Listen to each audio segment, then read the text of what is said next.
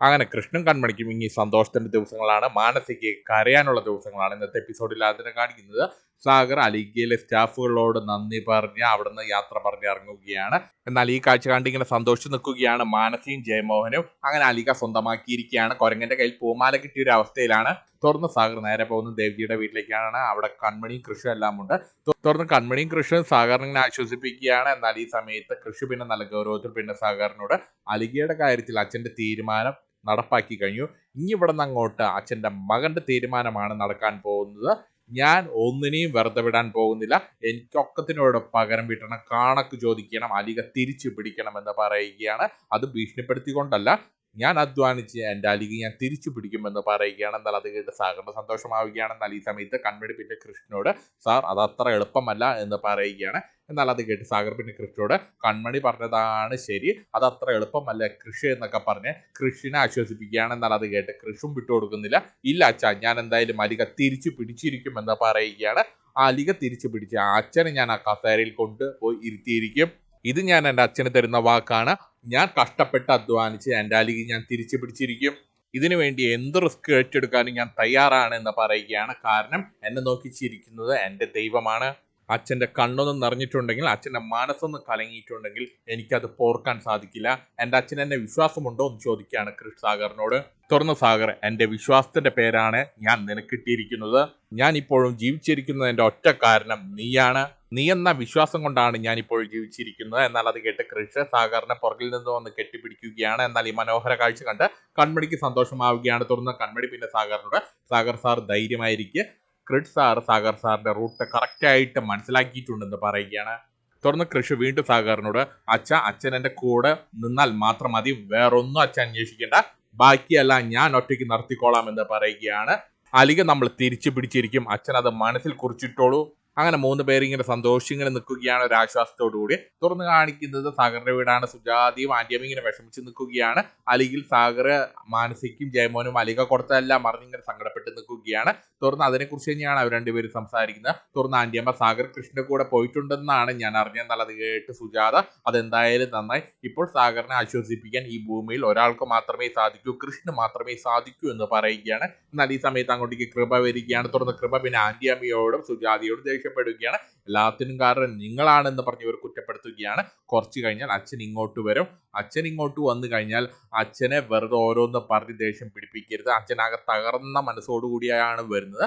വെറുതെ അച്ഛനെ വിഷമിപ്പിക്കരുത് എന്ന് പറയുകയാണ്. എന്നാൽ ഈ സമയത്ത് അങ്ങോട്ടേക്ക് സാഗർ വരികയാണ്. തുറന്ന് കൃപ പുറത്തേക്ക് ചെന്ന് അച്ഛനെയും കൂട്ടിക്കൊണ്ട് അകത്തേക്ക് വരികയാണ്. തുറന്ന് സാഗർ പിന്നെ കൃപയോട് ഇനി മുതൽ ഞാൻ ഫ്രീ ആണ് മോളെ, നാളെ മുതൽ ഞാൻ ഫുൾ ടൈം നിങ്ങൾക്കൊപ്പം ഉണ്ടാകും, നിനക്ക് എന്ത് വേണമെങ്കിലും എന്നോട് പറഞ്ഞോ, ഞാൻ അച്ഛൻ കൂടെ ഉണ്ടാകുമെന്ന് പറയുകയാണ്. എനിക്ക് തൽക്കാലം ഒന്ന് കിടക്കണം എന്ന് പറഞ്ഞുകൊണ്ട് സാഗർ അവിടുന്ന് പോവുകയാണ്. വിഷമിച്ചുകൊണ്ട് അവിടുന്ന് പോവുകയാണ്.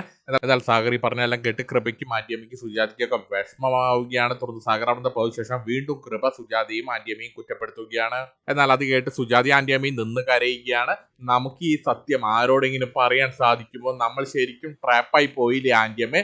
നമ്മളാരും സാഗറിനെ ചതിച്ചിട്ടില്ല എന്ന് എങ്ങനെയാണ് ഇവരെ ബോധ്യപ്പെടുത്തുന്നത്? ഇതും പറഞ്ഞുകൊണ്ട് രണ്ടുപേര് സങ്കടപ്പെട്ടുകൊണ്ട് കരയുകയാണ്. തുറന്നു കാണിക്കുന്നത് കൃഷി കൺമണിയാണ്. കൃഷി നല്ല കലിപ്പിൽ ചാടി എഴുന്നിട്ട് എനിക്കിപ്പോൾ തന്നെ എൻ്റെ അമ്മയും ആന്റിയമ്മയും കാണണം, അവർ രണ്ടുപേരുമാണ് എല്ലാത്തിനും കാരണം. എന്നാൽ അത് കേട്ട് കൺമണി ഒന്ന് ഞെട്ടുകയാണ്. തുറന്ന് കൃഷി അവിടെ നല്ല ദേഷ്യപ്പെട്ടുകൊണ്ട് പോകാൻ ഒരുങ്ങുമ്പോൾ കൺമണി കൃഷ്ണ തടയുകയാണ്. സാർ ഇപ്പോൾ അങ്ങോട്ട് പോകണ്ട, ശരിയാകില്ല എന്ന് പറയുകയാണ്. എന്നാൽ അത് കേട്ട് കൃഷി പിന്നെ കൺമണിയോട് എല്ലാത്തിനും കാരണം ആന്റിയമ്മയും സുജാതിയുമാണെന്ന് പറയുകയാണ്. എന്നാൽ അത് കേട്ട് കൺമണി അയ്യോ സാർ, അതൊക്കെ സാറിന്റെ വെറും തെറ്റിദ്ധാരണയാണെന്ന് പറയുകയാണ്. എന്നാൽ അത് കേട്ട് വീണ്ടും കൃഷി കൺമണിക്ക് അറിയില്ല, എല്ലാത്തിനും കാരണം ആന്റിയമ്മയും സുജാതിയുമാണ്, അവരാണ് ജയമോനെയും മാനസിയെയും അലിഗിലേക്ക് സ്ഥാനം കൊടുത്തത്, അവർ ചെയ്ത ചതി നിനക്കും കൂടി അറിയാവുന്നതല്ലേ എന്ന് പറയുകയാണ്. എന്നാൽ അത് കേട്ട് കൺമണി അതൊക്കെ സാറിന്റെ വെറും തെറ്റിദ്ധാരണയാണ്, എന്തുകൊണ്ടാണ് ആന്റിയമ്മ അങ്ങനെ ഒരു തീരുമാനം എടുത്തതെന്ന് എനിക്കറിയാമെന്ന് പറയുകയാണ്. എന്നാൽ അത് കേട്ട് കൃഷ്ണ ഒന്ന് ഞെട്ടുകയാണ്. തുടർന്ന് വീണ്ടും കൺമണി പിന്നെ സാറിനോട് കൃഷ്ണനോട് ഞാൻ പറയുന്നത് വിശ്വസിക്കൂ സാർ, ഞങ്ങൾ മൂന്ന് പേർക്കും ഇടയിൽ ഒരു രഹസ്യമുണ്ട് എന്ന് പറയുകയാണ്. അത് സാറിനോടോ സാഗർ സാറിനോടോ പറയാൻ സാധിക്കുന്ന രഹസ്യമല്ല, അത് നിങ്ങളോടെങ്ങാനും പറഞ്ഞു കഴിഞ്ഞാൽ പിന്നെ എന്തൊക്കെയാണ് സംഭവിക്കാൻ പോകുന്നതെന്ന് ഞങ്ങൾക്ക് മൂന്ന് പേർക്കും അറിയില്ല. അതുകൊണ്ട് മാത്രമാണ് ആ രഹസ്യം ഞങ്ങൾ മൂന്ന് പേരും രഹസ്യമായി ഒളിപ്പിച്ചു വെച്ചിരിക്കുന്നത്. എന്നാൽ അത് കേട്ട് ഞെട്ടി കിളി പോയി നിൽക്കുകയാണ് കൃഷ്. തുറന്ന് കൃഷി പിന്നെ കൺമണിയോട് അതെന്താണെന്ന് ചോദിക്കുകയാണ്. തുറന്ന് കൺമണി പിന്നെ കൃഷ്ണനോട് ഞാനത് സാറിനോട് പറയാം, പക്ഷേ സാർ എനിക്ക് സത്യം ചെയ്ത് തരണം. അത് കേട്ട് കഴിഞ്ഞാൽ സാറ് ആ മാനസയുടെ അച്ഛനെ ഒന്ന് കൊന്നു കളയില്ലാന്ന് എനിക്ക് സത്യം ചെയ്ത് തരണം എന്ന് പറയുകയാണ്. ഇത് പറഞ്ഞുകൊണ്ട് കൺമണി കൃഷ്ണന് നേർക്ക് കൈ നീട്ടുകയാണ്. തുറന്ന് കൃഷ്ണ കൺമണിക്ക് സത്യം ചെയ്തു കൊടുക്കുകയാണ്. ആന്റിയമ്മ അന്ന് അങ്ങോട്ട് ഒരു തീരുമാനമെടുത്തത് മാനസയോടുള്ള ഇഷ്ടം കൊണ്ടല്ല, മാനസിയുടെ ഭീഷണി പേടിച്ചിട്ടാണ് ആന്റിയമ്മ അങ്ങോട്ടൊരു തീരുമാനമെടുത്തത്. കൃപയുടെ ജീവൻ വെച്ചാണ് മാനസ ഭീഷണിപ്പെടുത്തിയത്. കൃപയുടെ ജീവൻ അപകടത്തിലാക്കുന്ന ഒരു ഭീഷണിയാണ് മാനസ മുഴക്കിയത്. ഇതും പറഞ്ഞുകൊണ്ട് കൺമണി ഉണ്ടായ കാര്യങ്ങളെല്ലാം കൃഷ്ണനോട് പറയുകയാണ്. ആ ബ്ലാക്ക് മെയിൽ ചെയ്ത കാര്യങ്ങളെല്ലാം കൃഷ്ണനെ അറിയിക്കുകയാണ് കൺമണി. എന്നാൽ അത് കേട്ട് ഞെട്ടി നിൽക്കുകയാണ് കൃഷ്ണ. തുറന്ന് കൃഷ്ണൻ നല്ല ദേഷ്യത്തിൽ പിന്നെ കൺമണിയോട് ഇത്രയും വലിയ സംഭവ വികാസങ്ങൾ ഉണ്ടായിട്ട് എന്തുകൊണ്ട് നീ കാര്യം എന്നോട് നേരത്തെ തന്നെ പറഞ്ഞില്ല എന്ന് ചോദിച്ചു. അതുകൊണ്ട് കൺമണിയോട് ദേഷ്യപ്പെടുകയാണ്. ഇനി ആ രണ്ടുപേരും ഇനി ജീവിച്ചിരിക്കാൻ പാടില്ല.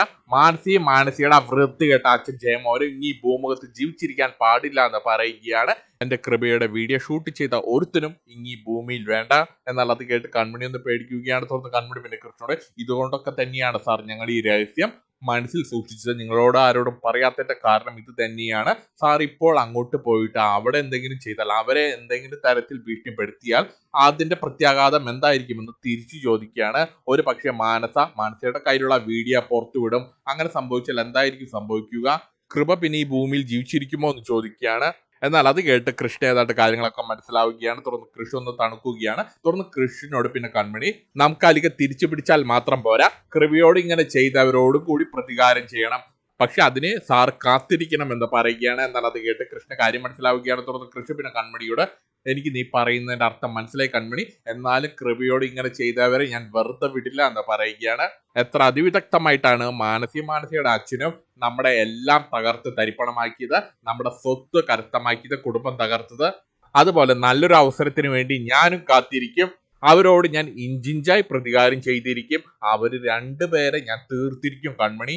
എന്റെ അനീതിയുടെ അഭിമാനത്തിൽ തൊട്ടവരെ ഞാൻ വെറുതെ വിടില്ല. അവരെവിടെ പോയി ഒളിച്ചിരുന്നാലും അവരെ പിന്നാലെ ചെന്ന് ഞാൻ അവരെ ഇല്ലാതാക്കും. എന്നാൽ ഈ സമയത്ത് കൺമണിക്ക് ഒരു കോള് വരികയാണ്. സുജാത കൃഷ്ണനെ പ്രസവിച്ചപ്പോൾ അവിടെ നിന്ന് കൃഷ്ണനെ മാറ്റി പകരം ജീവനില്ലാത്തൊരു കുട്ടിയെ സുജാതയുടെ അപ്പുറത്ത് കിടത്തി കൃഷ്ണ അനാഥാലയത്തിലേക്ക് കൈമാറിയ ആ നേഴ്സാണ് കൺമണിയെ വിളിക്കുന്നത്. എത്രയും പെട്ടെന്ന് കൺമണിയെ അത്യാവശ്യമായിട്ടൊന്ന് കാണണമെന്ന് പറഞ്ഞുകൊണ്ടാണ് കൺമണിയെ വിളിക്കുന്നത്. തുറന്ന് ഫോൺ വെച്ച ശേഷം കൺമണി ഈ കാര്യം കൃഷ്ണനോട് പറയുകയാണ്. എനിക്ക് എത്രയും പെട്ടെന്ന് ആ അമ്മയൊന്ന് പോയി കാണണം സാർ, ഞാൻ അവരെ കാണാനൊന്ന് പോയിക്കോട്ടെ സാർ എന്ന് ചോദിച്ചുകൊണ്ടാണ് ഇന്നത്തെ എപ്പിസോഡ് തീരുന്നത്.